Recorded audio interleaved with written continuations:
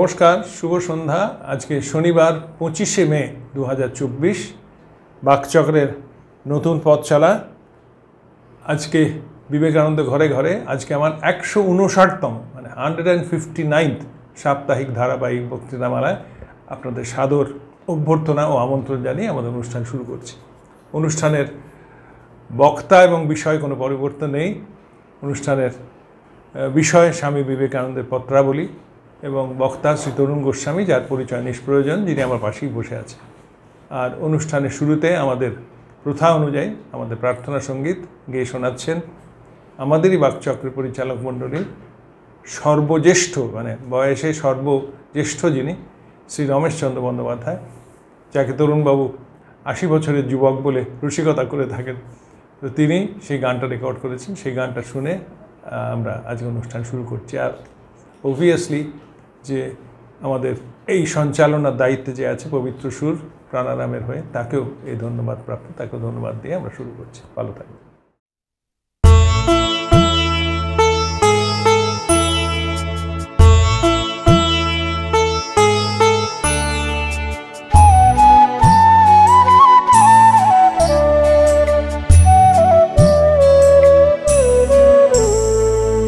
তোমারে করিয়াছি জীবনের ধ্রুবতারা, এ সমুদ্রে আরো কবু হব না গো পথহারা।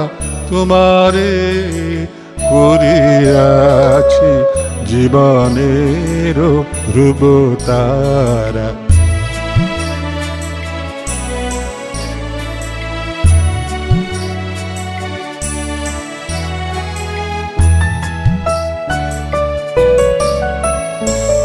যেথায় আমি যাই না গো তুমি প্রকাশিত থাকো, যেথায় আমি যাই না গো তুমি প্রকাশিত থাকো।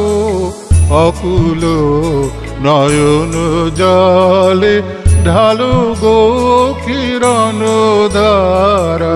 তোমারে করিয়াছি জীবনের ধ্রুবতারা।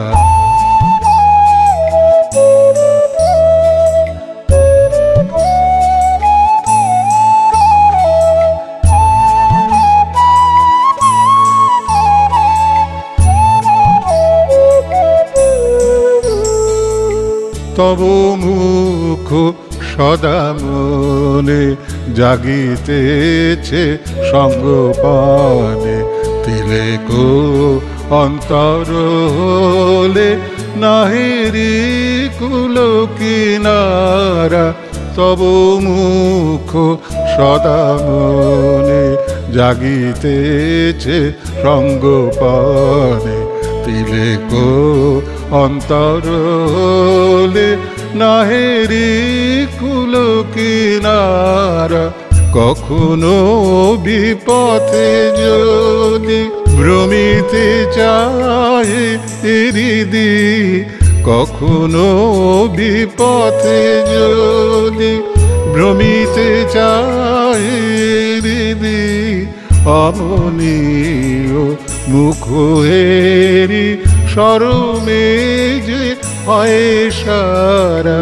তোমারে করিয়াছি জীবনের ধ্রুবতারা, এ সমুদ্রে আরো কবু হব না গো পথহারা।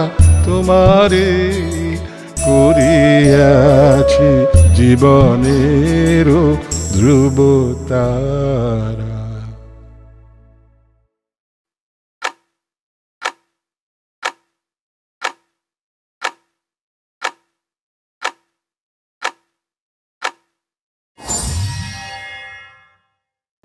নমস্কার। আজকে আমরা যে চিঠিটি আলোচনা করব সেটি 1895 সালের 11ই এপ্রিল স্বামী রামকৃষ্ণানন্দজিকে লেখা আমেরিকা থেকে। এই চিঠির বেশ কয়েকটি দিক আছে। প্রথম দিক হচ্ছে স্বামীজি গুরুভাইদের যাতে শরীর স্বাস্থ্য ঠিক থাকে সেই জন্য বিদেশে বড় চিন্তিত ছিলেন এবং যাতে এদের স্বাস্থ্য সচেতন করা যায় সেই জন্য ব্যবস্থা করেছিলেন। আর দ্বিতীয় হচ্ছে যে শ্রীরামকৃষ্ণের যে কীভাবে জন্মতিথি পালন হবে, কিভাবে অন্যান্য জিনিস করতে হবে সে সম্বন্ধে স্বামীজি বিস্তরভাবে চিঠিতে জানিয়েছেন।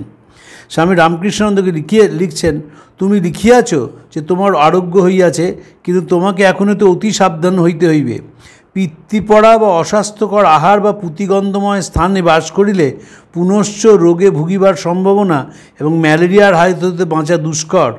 প্রথমত একটা ছোটোখাটো বাগান বা বাটি ভাড়া লওয়া উচিত, 30-40 টাকার মধ্যে হইতে পারিবে। দ্বিতীয়ত খাবার এবং রান্না জল যেন ফিল্টার করা হয়। বাঁশের ফিল্টার বড় রকম হইলেই যথেষ্ট। জলেতেই যত রোগ, পরিষ্কার অপরিষ্কার নহে। রোগ বীজপূর্ণ, তাই রোগের কারণ। জল উত্তপ্ত করিলে ফিল্টার করা হোক। সকলকে স্বাস্থ্যের দিকে প্রথমে নজর দিতে হইবে। একজন রাঁধুনি, একটা চাকর, পরিষ্কার বিছানা, সময় খাওয়া, এ সকল অত্যাবশ্যক। যে প্রকারে বলিতেছি সমস্তই যেন করা হয়, ইহার অন্যথা যেন না হয়। টাকা কড়ি খরচের সমস্ত ভার রাখাল যেন লয়, অন্য কেউ তাহাতে উচ্চবাচ্য না করে। নিরঞ্জন বাড়ি ঘরদ্বার বিছানা ফিল্টার যাতে দস্তুর মতো ঠিক সাফ থাকে তার ভার লইবে। সমস্ত কার্যের সফলতা তোমাদের পরস্পরের ভালোবাসার ওপর নির্ভর করিতেছে। দেশ ঈর্ষা অহমিকা বুদ্ধি যতদিন থাকবে ততদিন কোনো কল্যাণ নাই। কালির প্যাম্পলেট খুব উত্তম হয়েছে, তাতে কোনো অতি প্রসঙ্গ নাই। এই যে স্বামীজি বিদেশ থেকে চিঠি লিখছেন যে শরীর স্বাস্থ্য সচেতন হতে হবে এবং শরীর সেই জন্যে ফিল্টার করে জল খাওয়ার কথা বলছেন এবং বলছেন পিত্তি পড়া ভালো নয় এবং পুঁতিগন্ধময় আহার করলে সেখানে অস্বাস্থ্যকর আহার বা পুঁতিগন্ধময় স্থানে বাস করলে পুনশ্চ রোগ হবার সম্ভাবনা। স্বামীজি নিউ ইয়র্কে একটা বক্তৃতা দিয়েছিলেন, তাতে বলেছেন যে হিন্দুরা ভদ্র পোশাক পরতে শিখল, সেলাই করা পোশাক মুসলমানদের কাছ থেকে, এবং তাদের খাদ্যাভ্যাস পরিষ্কার পরিচ্ছন্ন হলো সেটাও মুসলমানদের থেকে। তারপর স্বামীজি কারণ দেখিয়েছেন ইত্যাদি। এবং এই যে ধর্মের জায়গাগুলো সেখানে খাওয়ার অত্যন্ত বাজে হিসেবে বহুকাল পরিবেশিত করা হতো। আপনারা জানেন হালে সব জায়গায় যে সন্ন্যাসী প্রতিষ্ঠানগুলো আছে সেখানে খাবার পরিষ্কার পরিচ্ছন্নভাবে দেওয়া হচ্ছে। আগে যেভাবে খাবার দেওয়া হতো সেটা অত্যন্ত অস্বাস্থ্যকর এবং লোকে মনে করতো যে খাবার ভালো করার কোনো দরকার নেই, প্রসাদ তো পাচ্ছি, খিচুড়ি খাচ্ছি বসে, সেখানে অস্বাস্থ্যকর জায়গায় খেলেও হবে। স্বামীজি তা বলছেন না।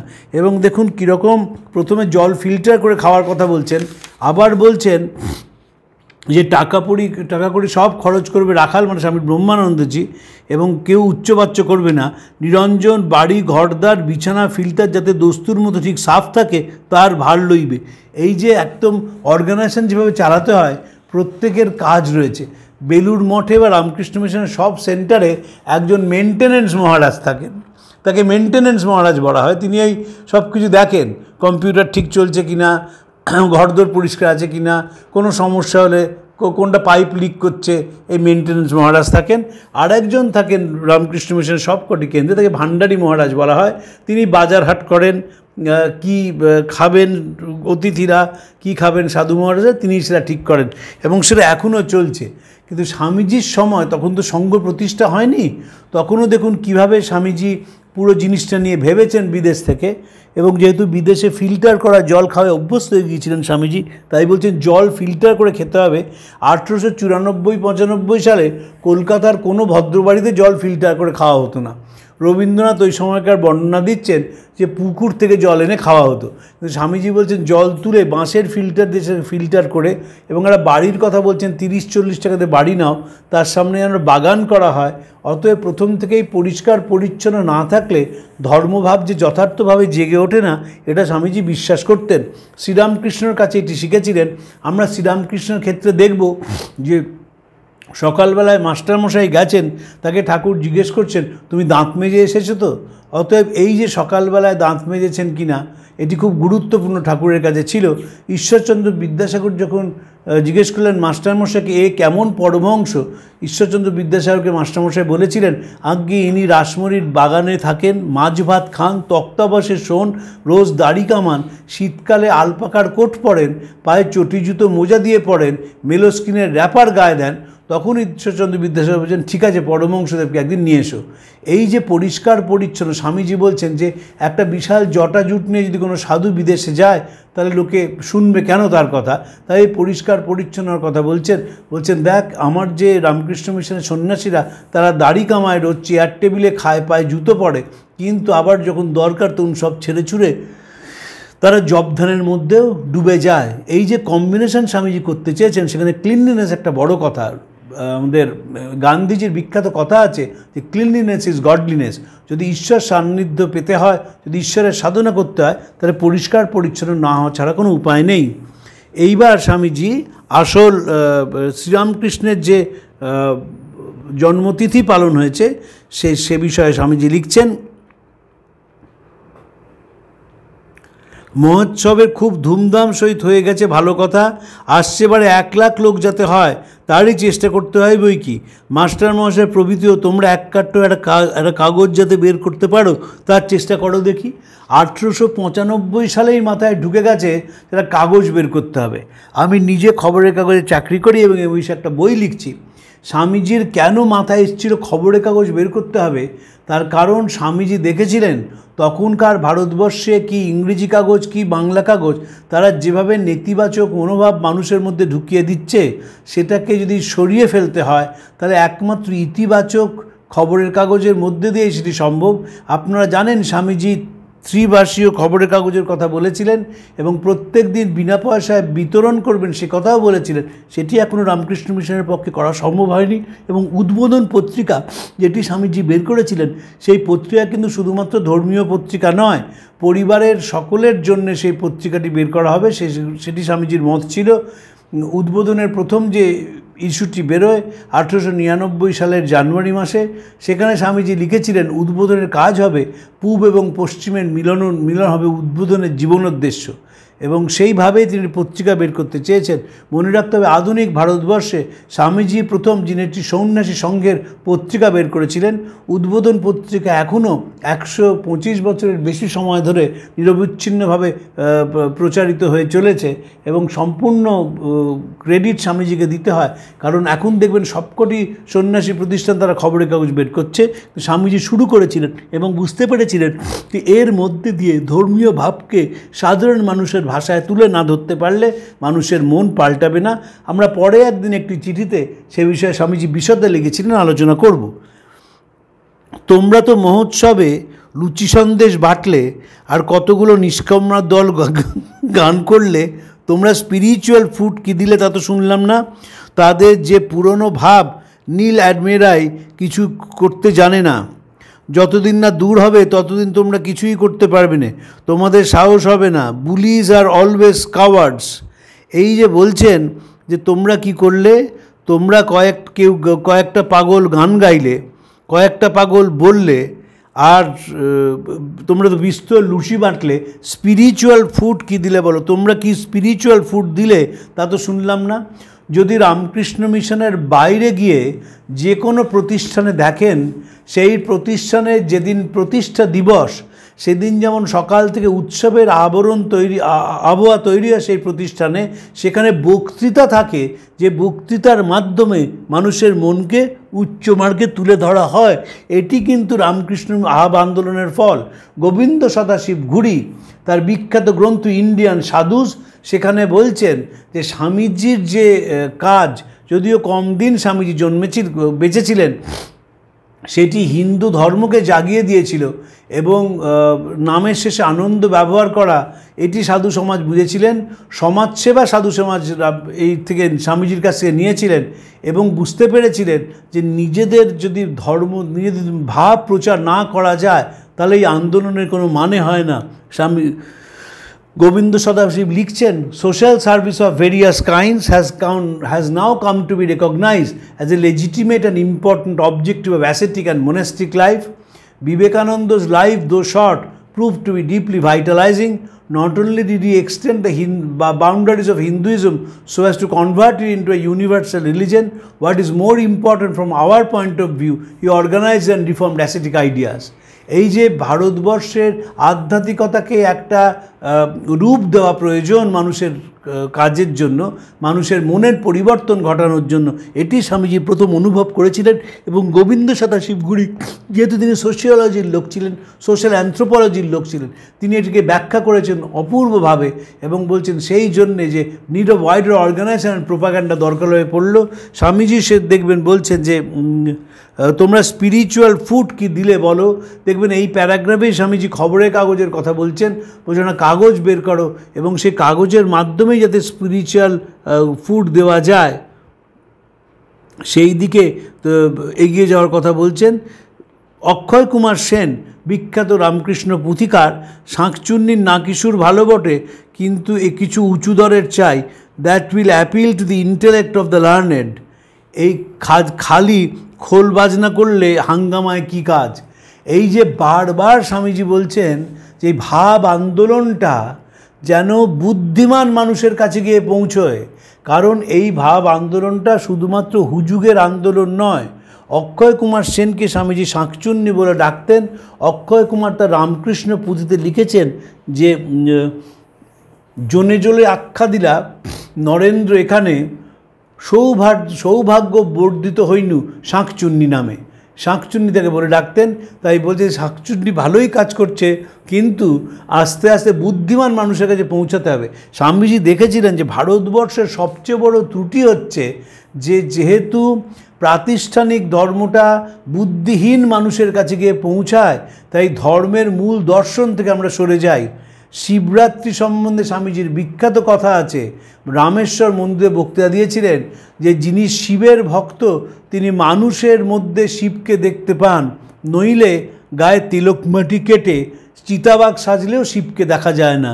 একেবারে রামেশ্বর মন্দিরে স্বামীজি বলেছিলেন। তাই ধর্মের যে দর্শনটা আছে সেই আমাদের তো ধর্ম মানে নীতি, আমাদের মানে ধর্ম মানে প্রতিষ্ঠান নয়, প্রাতিষ্ঠানিক ধর্ম নয়। এই যে নীতিটা রয়েছে সেই নীতিটা যদি মানুষ না পড়ে, যদি সেটি মনের মধ্যে মানুষের দাগ না কাটে, কোনোদিনই সেটি প্রয়োগ করা হবে না। এখানে একটা কথা মনে রাখবেন যারা শুনছেন, যে রামকৃষ্ণ বিবেকানন্দই কিন্তু ধর্মের প্রায়োগিক দিকটা বলেছিলেন, যে ধর্ম মানে ইমপ্লিমেন্টেশন অফ দ্য থটস, এবং সেটা কি, সেটা হচ্ছে এথিক্স, নীতিশাস্ত্র। আজকে আমাকে স্বামী ত্যাগরূপানন্দ ফোন করেছিলেন এবং ফোন করেই বললেন আজকে তো শিবরাত্রি, তুমি তো নিশ্চয়ই জল টল ঢালবে না। আলাম দেখো আমার জল ঢালতে কোনো আপত্তি ছিল না, কিন্তু জল ঢালার পিছনে যে দর্শন সেটা এত উচ্চ, সেটাকে অনুসরণ করা খুব কঠিন, তাই জন্য জল ঢালি না। আমরা যা করি, আমরা যে প্রণাম করি, আমরা যে শিব মন্দিরে যাই, আমরা যে ঘন্টায় ঘন্টায় জল ঢালি, এই একটা অভ্যেসে পরিণত হয়। এর পিছনে যে উচ্চ দর্শন আছে, এর পিছনে যে উচ্চ ভাব আছে, সেটা আমরা কিছুতেই অনুসরণ করি না। হিন্দু বৈদিক ধর্মের সঙ্গে, বৈদিক দর্শনের সঙ্গে আর সকলের তফাৎ হচ্ছে যে বৈদিক দর্শন এবং ধর্ম দুটি মানুষের ব্যক্তিগত জীবনে প্রয়োগের ওপর নির্ভর করে, হুজুগের ওপর নয়। চৈতন্যদেব অসাধারণ ছিলেন, কিন্তু তিনি যে কীর্তন করেছিলেন সেই কীর্তনে যত মানুষ যুক্ত হয়ে গিয়েছিলেন তারা অনেকেই হুজুগে যুক্ত হয়ে যান, এবং ফলে দেখা যায় চৈতন্যদেব চলে যাওয়ার কয়েক বছরের মধ্যে তার যে উচ্চ দর্শন সেটি চলে যায়, কারণ তিনি অর্গানাইজেশনটি তৈরি করতে পারেননি। অর্গানাইজেশন না করলে কোনো ভাব রাখা যায় না। আমি মুখে বললাম তৃণাদপি সুনিচেন তররূপী সহিষ্ণুনা, তরু হতে যে হয় সহিষ্ণু, তৃণ হতে দীনতর, সেই বৈষ্ণব জয় গৌরব যে কেউ ভাবে না বড়। কিন্তু এটা আমি ইমপ্লিমেন্ট করবো, কাজে লাগাবো কি করে? কাজে তো লাগাতে হবে। যে কারণে স্বামীজি প্রথম থেকে অর্গানাইজেশন করার কথা বলছেন, যে কারণে স্বামীজি বুদ্ধিমান লোকদের দিকে তাকিয়েছেন, বলছেন যারা বাবা বুদ্ধিমান লোক তাদের ডেকে ডেকে নিয়ে এসো, বোকা মানুষকে সাধু করো না। কারণ দেখেছিলেন যে ভারতবর্ষে বুদ্ধিমান মানুষ যদি এই দিকে না যায় তাহলে সেটা বড় চিন্তার কারণে দাঁড়াবে। এখনও ভারতবর্ষে দেখবেন প্রচুর বুদ্ধিমান মানুষ আছেন, তারা ধর্মের নাম শুনলেই নাক সিটকন। তার কারণ হচ্ছে ধর্মের যে দর্শন তাদের কোনো স্তরে পড়ানো হয়নি, তাই দোষ নয় সেটা। বাড়িতে ছোটোবেলায় দেখেছেন যে পরীক্ষার দিন দইয়ের ফোঁটা দিতে হয়, দইয়ের ফোঁটা নিয়ে পরীক্ষায় দিতে গেছেন, ভালো ফল করেছেন, মনে হয়েছে এইটাই তো ধর্ম। তারপর দেখেছেন যে বিজয়া দশমীর দিনে গুরুজনদের প্রণাম করতে হয়, তারা সেইভাবে অভ্যস্ত হয়েছে। কেন প্রণাম করছি, কেন দইয়ের ফোঁটা লাগাচ্ছি, কেন পরীক্ষা দিতে যাওয়ার দিন দেবদেবীর মূর্তিতে প্রণাম করছি, এটা কেউ শেখায়নি কোনো দিন। ফলে যেহেতু এটা অন্ধভাবে মানুষ করে, যখন বয়স বাড়ে তখন তো আর দর্শনের দিকে মন যায় না, তখন মানুষ একটা অন্ধভাবে সেটাকে বিশ্বাস করতে শুরু করে, এবং সেই অন্ধভাবে বিশ্বাস করাটাই একসময় একটা বিরাট বোঝা হয়ে দাঁড়ায়। কারণ এই অন্ধভাব থেকেই একটা সূচিবায়গ্রস্ততার জন্ম নেয়, এবং সেই সূচিবায় মানুষ কিছুতেই মানসিকভাবে এগোতে পারে না। স্বামীজি ভারতবর্ষ ঘুরে সেটিকে বারবার দেখেছিলেন, তাই বলছেন যে স্পিরিচুয়াল ফুড কি দিলে বলো। স্বামীজির কাজ ছিল আমাদের ভেতরে যে অক্ষমতা, আমাদের ভেতরে যে অপূর্ণতা, সেটি সরিয়ে দেওয়া। রবীন্দ্রনাথ তাই বলেছিলেন যদি আর কয়েক বছর তিনি বেঁচে থাকতেন, একাই ঝেঁটিয়ে সব রকমের কুসংস্কার তিনি দূর করিতে পারতেন। রামকৃষ্ণদেবের যে জন্মদিন পালিত হবে, সেইখানেও দেখুন তিনি বিদেশ থেকে বলছেন স্পিরিচুয়াল ফুড কি দিলে। এখন তো রামকৃষ্ণদেবের যে মহোৎসব হয়, তিথি পুজো হয়, সেখানে যেমন সকাল থেকে মঙ্গল আরতি হয়, সেখান থেকে যেমন সকাল থেকে ভজন গান হয়, তেমনি বিকেলবেলায় ধর্মসভা হয়। এবং এই ধর্মসভার মাধ্যমে রামকৃষ্ণের যে জীবন এবং রামকৃষ্ণের যে অদ্ভুত তার আধ্যাত্মিক বোধ, সেটি তুলে ধরা হয়। দেখবেন স্বামী যখন প্রথমবার বিদেশ থেকে এসছেন, তখন দক্ষিণেশ্বরের মন্দিরে তিনি গেছেন, বহু মানুষের সেখানে সমাগম হয়েছে, এবং সেখানেও সেই আলোচনা হচ্ছে। আলোচনা ছাড়া কোনো উচ্চ মত কোথাও পৌঁছানো সম্ভব নয়। আমরা মনে করি যে সক্রেটিসের যে মেথড অফ ডায়ালগ, সেটাই বুঝি সবচেয়ে পুরনো। একেবারেই তা নয়। যেহেতু আমরা আমাদের ভারতীয় দর্শন পড়ি না, আমাদের যে গুরুগৃহ ছিল, সেই গুরুগৃহে বৌদ্ধিক আলোচনা হতো ডায়ালগের মধ্যে দিয়ে। গুরু পড়াতেন, শিষ্যরা শুনতো, এবং ইন্টারঅ্যাক্টিভ সেশনের মধ্যে দিয়ে তারা মুখে মুখে বিভিন্ন দর্শনের কথা শিখতেন, যে দর্শনের মধ্যে উচ্চ ভাব রয়েছে। শ্রীরামকৃষ্ণের কাছে যদি কেউ যেত দক্ষিণেশ্বরে, দেখবেন তিনি নানাভাবে কথা শুরু করতেন। হয়তো কোনো দিন দ্যুতি সংবাদ গেয়ে শোনাচ্ছেন, হয়তো কোনো দিন সাধারণ কথা শুরু করছেন, কিন্তু আস্তে আস্তে সেই সাধারণ কথাটি অসাধারণ হয়ে উঠত, সেই জায়গাটি আনন্দে পরিপূর্ণ হয়ে যেত, এবং শ্রীরামকৃষ্ণ প্রত্যেকের মনটিকে ঊর্ধ্বভাবে লোকে তুলে নিয়ে যেতে পারতেন। তার কারণে আলোচনার মধ্যে দিয়ে মানুষের ভেতরে একটা অদ্ভুত উন্মাদনা সৃষ্টি হয়। আমি ব্যক্তিগতভাবে দুটোই দেখেছি। আমি দেখেছি কীর্তনে যে উন্মাদনা হয়, সেটা বেশিক্ষণ স্থায়ী হয় না। স্বামীজি তার শিষ্যর সঙ্গে আলোচনা করার সময় বলেছেন, আমরাও বাকচক্রে দীর্ঘ আলোচনা করেছি এটি নিয়ে, যে কীর্তনের সময় উন্মাদনা হলো, মানুষের মন ওপরে উঠে গেল, কিন্তু যত তাড়াতাড়ি ওপরে উঠলো, ধপ করে তত তাড়াতাড়ি পড়ে গেল।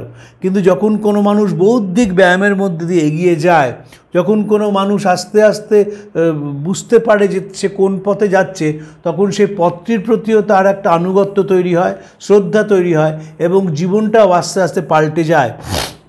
স্বামীজির মনে হয়েছিল যে শ্রীরামকৃষ্ণের যে আগমন, সে আগমন মানুষের জীবন পাল্টানোর কাজের জন্য তিনি এসেছিলেন। তাই জন্য দেখবেন বেলুড় মঠে তিনি যখন ঠাকুরকে ভরশাস্ত্রী প্রতিষ্ঠা করে বলছেন, আপনারা সবাই ঠাকুরের কায়মনোবাক্যে, ঠাকুরের পাদপদ্মে কায়মনোবাক্যে প্রার্থনা করুন যে যুগবতার ঠাকুর বহুদিন ধরে বহুজন হিতায় বহুজন সুখায় এই পুণ্যক্ষেত্রে অবস্থান করে একে সর্বধর্মের এক অপূর্ব সমন্বয় কেন্দ্র করে রাখেন। আবার বলছেন যে এখানকার যে উদ্ভিন্ন ছটা, সেটি জগৎকে প্লাবিত করবে, মানুষের জীবন গতি পাল্টে দেবে। এই মানুষের জীবন গতি যদি পাল্টাতে হয়, অ্যাটিটিউডনাল চেঞ্জ যদি করতে হয়, তাহলে প্রধান সম্বল হচ্ছে বই পড়া। আমরা দেখব যখন বরানগর মঠে স্বামীজিরা আছেন, যেখানে দারিদ্র নিত্যসঙ্গী, খাওয়ার কোনো ঠিক নেই, একটা বড় গামলার মধ্যে তেলাকুচার ঝোল আর একটা থালার মধ্যে ভাত, এক গড়াস ভাত খাচ্ছেন আর বুড়ো আঙুলটা সেই পাত্রের মধ্যে চুবিয়ে সেটা খাচ্ছেন। দারিদ্র এতখানি, কিন্তু তার মধ্যে পঠন পাঠন কমেনি। পঠন পাঠন কমেনি বলে যে আদর্শটিকে তারা ধরে রেখেছিলেন, সেই আদর্শটিকে সারা জীবন ধরে রাখতে পেরেছিলেন এবং গান বাজনা পঠন পাঠনের মধ্যে দিয়ে মনটাকে সবসময় উচ্চ গ্রামে তুলে ধরা হতো। স্বামীজির মধ্যম ভ্রাতা মহেন্দ্রনাথ বলছেন যে ভারতবর্ষে নানা রকমভাবে সাধনা হয়েছে, কিন্তু এই ঘর চাপা দিয়ে সাধনার আর কোনো দ্বিতীয় নজির নেই। বাইরে বেরোনোর জন্য ছিল একটি সর্বজনীন পোশাক এবং ঘরের মধ্যে সবাই কৌপিন পরে থাকতেন। দারিদ্র্যের মধ্যেও আলোচনা চলেছে, তর্ক বিতর্ক চলেছে এবং এক এক সময় তর্কটা এমন জায়গায় পৌঁছতো যে বেলা 3টে বেজে গেছে তবুও তর্ক থামছে না। জ্ঞানের জন্য সেই তর্ক। স্বামী রামকৃষ্ণানন্দজি তিনি ফাগুর দোকান থেকে কিছু কচুরি সিঙ্গাড়া নিয়ে আসে এবং সবাইকে তখন জোর করে চান করতে পাঠাচ্ছেন। নরেন্দ্রনাথ এবং কালী এদের মধ্যে বেদান্তের নানা ভাব নিয়ে নানা রকম সময় তর্ক হয়েছে এবং যে সেখানে যে স্বামীজিরা ছিলেন, স্বামীজিরা যে পড়াশোনা করেছেন, প্রায় আমাকে একটি মানুষ জিজ্ঞেস করেন যে স্বামীজি পড়লেন কখন। স্বামীজিদের পড়ার মূল জায়গা ছিল বরানগর মঠ। সেইখানে পড়ে জ্ঞানের ফাউন্ডেশনটা তৈরি হয়েছিল। তারপর যখন ভারতবর্ষে এবং বহির্ভারতে গেছেন, যেখানেই গেছেন, যেহেতু আলোটা বেশি তৈরি হয়েছিল, তাই জন্যে কোনো সমাজকে বুঝতে বা কোনো সমাজের গতি প্রকৃতি কী সেটা বুঝতে অসুবিধা হয় না। আমি একটা কংক্রিট এক্সাম্পল দিচ্ছি। কোভিডের আগে ওষুধ কোম্পানির পয়সায় ডাক্তারবাবুরা বিদেশে যেতেন। অনেককেই আমি চিনি যারা মাসে একবার মাসে দুবার করে পুরো ইউরোপ আমেরিকা ঘুরে আসতেন। যখন ফিরে আসতেন জিজ্ঞেস করতাম কেমন দেখে এলেন, বলতেন আরে আর বলো না, হলোকস্টের মিউজিয়াম দেখে না। আরে কী হয়েছিল হলোকস্টের আর বলতে পারেন না, কারণ পড়াশোনাটা নেই বলে। তাই জন্য ডেসক্রিপশানটা দিতে পারতেন কিন্তু ফিলোসফিটা বলতে পারতেন না। আর বিবেকানন্দ যদি পড়া যায় দেখা যাবে শুধু ডেসক্রিপশান দিচ্ছেন না, তার ফিলোসফিটাও বলতে পারছেন, কারণ সাথে সাথে ব্যাপক পড়াশোনা ছিল তার। এই আমরা তো পড়াশোনা করি না, আমরা কি করি জানেন, আমরা লেখাপড়া করি।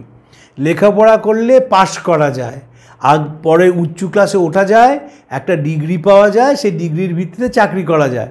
কিন্তু লেখাপড়ার পড়াশোনা এক নয়। পড়াশোনা করাটা হচ্ছে ভেতর থেকে জ্ঞানান্বেষণের চেষ্টা থেকে পড়াশোনা করা হয়। স্বামী প্রভানন্দজি বলতেন যে ঈশ্বরচন্দ্র বিদ্যাসাগর যে বলছেন যে লেখাপড়া করে যে গাড়ি ঘোড়া চড়েছে সেটা ঠিক নয়, বলা উচিত পড়াশোনা করে যে গাড়ি ঘোড়া চড়েছে। আমরা লেখাপড়া করি এবং যে কারণে দেখা যায় যে আমাদের দেশে যারা সামাজিকভাবে সফল মানুষ উচ্চ অবস্থায় রয়েছেন, তারা যখন কথা বলেন মনে হয় যেন একটা বালক কথা বলছে। তার কারণ তার কথার মধ্যে কোনো ফিলোসফিক্যাল সেন্স নেই, জীবনের কোনো দর্শন নেই, কারণ দর্শন শেখানো হয়নি। বিবেকানন্দ সেই দিকে সচেষ্ট হয়েছেন বলে একেবারে শ্রীরামকৃষ্ণের জন্মতিথিতে যাতে স্পিরিচুয়াল ফুড দেওয়া যায় সেই দিকে নজর দিয়েছেন এবং ভারতবর্ষের স্পিরিচুয়াল ফুড মানে সাংঘাতিক। মনে রাখবেন, ভারতবর্ষের মধ্যে জ্ঞান হচ্ছে বিশ্ব চরাচরের সঙ্গে একীকরণ আর অজ্ঞান হচ্ছে বিভেদ। এইটা ভারতবর্ষের দর্শন পড়তে গেলে প্রথম মনে রাখতে হবে। আমাদের যে 6টি আস্তিক দর্শন আছে, সাংখ্য, যোগ, ন্যায়, বৈশেষিক, মীমাংসা, বেদান্ত, যারা বলেন বেদ অপৌরসেয়, এবং 3টি নাস্তিক দর্শন আছেন যারা বলেন বেদ পৌরসেয়, চারবাক, বৌদ্ধ এবং জৈন। এই 9টি দর্শনের মধ্যে মূল কথা হচ্ছে যে মায়া প্রপঞ্চময় জগৎ, এই জগৎ থেকে তুমি বেরিয়ে এসো। এখন সেই যে কথাটি তারা বলেছেন সেই কথাটি কোভিডের কল্যাণে সবাই বলতে শুরু করে, বলে ভার্চুয়াল মিটিং। আমি মিটিংয়ে থাকলাম না কিন্তু মিটিংটা হলো ভার্চুয়াল মিটিং। এই আমাদের বাকচক্র তো আমরা ভার্চুয়াল মিটিং করি। আমাদের এক সময় শুরু হয়েছিল প্রত্যেক মাসে একেবারে অ্যাকচুয়াল মিটিং, কোভিডের কারণে বন্ধ হয়ে গেল। আগামী 16ই মার্চ থেকে আবার সেই অ্যাকচুয়াল মিটিং শুরু হচ্ছে, কিন্তু ভার্চুয়াল মিটিংটাও থাকছে। এই ভার্চুয়াল মানেই হচ্ছে ইলিউশনারি ওয়ার্ল্ড। আমরা কেউ নেই কিন্তু এমনভাবে বলছেন সবাই রয়েছেন সামনে। এটি কোভিড জনপ্রিয় করলো। ভার্চুয়াল ওয়ার্ল্ডটার কথা বেদান্ত বলেন এবং সেটি হচ্ছে ভারতবর্ষের জ্ঞান। ভারতবর্ষ কখনোই শুধুমাত্র বাহ্যিক জ্ঞান আহরণের দিকে তাকায়নি। তারা বারবার বলেছে যে জ্ঞান হচ্ছে সেটি যেটি বিশ্ব চরাচরের সঙ্গে একটি ব্যক্তির মানসিক মিলন হয়, তাকে জ্ঞান বলা হচ্ছে। আর যেখানে সেই মিলন হচ্ছে না, যেখানে বিভেদ কাজ করছে, সেটা হচ্ছে অজ্ঞান। নিত্যানিত্য বস্তু বিবেক। একটি ছাত্র সে কী করছে, কোনটি গ্রহণীয় এবং কোনটি বর্জনীয় সেই সম্বন্ধে পরিষ্কার হয়ে যাচ্ছে। স্বামীজি দেখেছিলেন যে শ্রীরামকৃষ্ণের মধ্যে এই কোনটি গ্রহণীয় এবং কোনটি বর্জনীয় এটি খুব প্রবল মাত্রায় ছিল। আমাকে একজন বলছিলেন, তিনি আমেরিকায় থাকেন, তিনি এসছেন ভারতবর্ষে, আমাকে সেন গল্পচ্ছলে বলছিলেন, জানো আমি তো একা থাকি, তো যে মেয়েটি বাড়ির নানা কাজ করে যায় তাকে আমি বলছিলাম তুমি জানো যে রিলিজিয়ন কী? বলছে না আমরা শুনি রিলিজিয়ন। বলে রিলিজিয়ন মানে হচ্ছে 4টে সিঁড়ি দিয়ে 4টে ধরনের মানুষ নামছে, হিন্দু, মুসলমান, খ্রিস্টান এবং ইহুদি। তারা কেউ বলছে ওয়াটার, কেউ বলছে অ্যাকোয়া, কেউ বলছে পানি, কেউ বলছে জল, এবং এই হচ্ছে religion. Religion is how you interpret the world from your own stand point. সেই মেয়েটি শুনে ভীষণ খুশি হয়েছে এবং খুশি হয়ে যেখানেই সে গেছে সেখানেই সে বলে বেড়া, দেখো আমি রিলিজিয়ন বুঝতে পেরেছি, this is how we see the world as it appears before us. এইটি ভারতবর্ষের মূল কথা। এবং ঠাকুর সেই পাশ্চাত্য সভ্যতার জগতে দাঁড়িয়ে, পরাধীন ভারতের রাজধানী কলকাতার বুকে দাঁড়িয়ে সেইটি সবাইকে শিখিয়েছিলেন, অদ্বৈত জ্ঞান আঁচলে বেঁধে যথা ইচ্ছা তথা যাও। যখন মানুষের মধ্যে অদ্বৈত ভাব জেগে ওঠে তখন আর সে মানুষকে ঘৃণা বা অবজ্ঞা করতে পারে না। আমরা পরের চিঠিতে এটি নিয়ে বিশদে আলোচনা করব। স্বামীজি তাই জন্যে ঠাকুরকে সেইভাবে দেখেছেন। সারদা মা ঠাকুরের বর্ণনা করতে গিয়ে বলছেন যে বাবা তিনি তো স্বয়ং অদ্বৈত, তোমরা তাই তাঁর সন্তান, তোমরাও নিজেদের অদ্বৈতবাদী জানিবেক। এই যে তিনি তো স্বয়ং অদ্বৈত বলছেন, তার কারণ মাও দেখেছিলেন যে এই মানুষটি কোনো বিভেদে বিশ্বাস করেন না। শ্রীরামকৃষ্ণ সম্বন্ধে বলতে গিয়ে স্বামীজি লিখছেন স্বামী শিবানন্দকে যে ভারতবর্ষের যে আধ্যাত্মিক চেতনা তিনি তা এক জীবনে উপলব্ধি করেছেন এবং প্রয়োগ করেছেন। এই যে ভারতবর্ষের যে বিরাট আধ্যাত্মিক বোধ রয়েছে, সেই বোধ উপনিষদের মধ্যে দিয়ে, সেই বোধ গীতার মধ্যে দিয়ে, ব্রহ্মসূত্রের মধ্যে দিয়ে, ভজন কীর্তনের মধ্যে দিয়ে, জীবনচর্চার মধ্যে দিয়ে বারবার মনটাকে ওপরে তুলে মেলে ধরার কথা বলেছে। এবং মন যখন মেলে ধরা যায়, মন যখন সহস্রারে গিয়ে পৌঁছয়, তখন সেই মানুষ একটি নতুন মানুষে পরিণত হয়, যে মানুষ মধ্যে কোনো রকমের ভেদ বুদ্ধি থাকে না। স্বামীজি শিকাগো বক্তৃতার দ্বিতীয় বক্তৃতা দিয়েছিলেন 15ই সেপ্টেম্বর 1893 সাল। বিষয় ছিল ওয়াই উই ডিসএগ্রি। সেইখানে স্বামীজি বলছেন যে আমি একজন হিন্দু, আমি আমার ছোট্ট গণ্ডির মধ্যে বসে রয়েছে এবং ভাবছি যে আমার গণ্ডিটাই বুঝি একমাত্র পৃথিবী। একজন মুসলমান তিনি তার ছোট গণ্ডির মধ্যে বসে রয়েছেন এবং তিনি ভাবছেন সেটাই তার পৃথিবী। একজন খ্রিস্টান তিনি তার ছোট গণ্ডির মধ্যে বসে রয়েছেন। আমি আমেরিকাকে ধন্যবাদ জানাই যে তাদের চেষ্টা করার জন্যে যে এই ক্ষুদ্রতার দেয়াল ভেঙে যেন মানুষকে সর্বজনীন মানুষে পরিণত করে। অপূর্ব স্বামীজির বক্তৃতা, সেই কুয়োর ব্যাঙ এবং সমুদ্রের ব্যাঙের উদাহরণ দিয়ে স্বামীজি এইটি কথা বলেছিলেন। বিষয় ছিল ওয়াই উই ডিসএগ্রি।